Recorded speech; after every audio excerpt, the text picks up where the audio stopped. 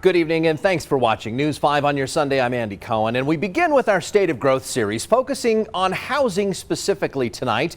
The cost of rent continues to rise throughout Colorado Springs at a pace that is faster than most other communities in America. News 5's Colette Bordelon joins us live in studio with details from a new report which shows our city having the second highest rent increases in the U.S. That's right, Andy. It's not good news for us renters. We're only trailing one city in California, with our rent prices jumping almost 30% in the past 5 years. Numbers like that have forced people to get creative so that they can make it in this competitive market.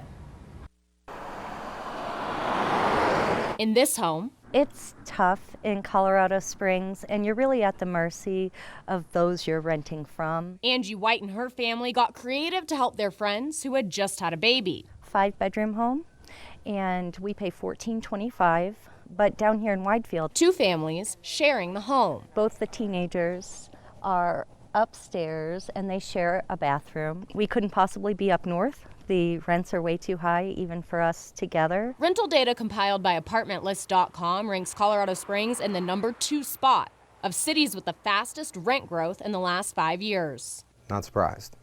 Not surprised at all. I've heard horror stories of people going up $250 on a renewal. Mike Harris has been a property manager at Harris Group Realty for 6 years now. When I first got into this, the whole market was very different. He says when 2015 and 16 rolled around, things started to speed up. I saw a lot of people get outpriced, a lot of locals, people that grew up here, get outpriced of their own neighborhoods. Harris says we made the list and not places like Denver because our rents were so much cheaper 5 years ago. As a whole, we've slowed down. The only problem is again, we have such a high floor now. The price of living has not kept up with what people are getting paid. His best advice for tenants is to take good care of the property, but he also wants to see solutions for affordable housing in the Springs. Incentives for landlords to keep rents low.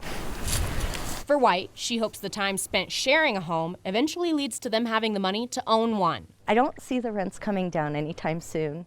My best advice is to save up to buy a house.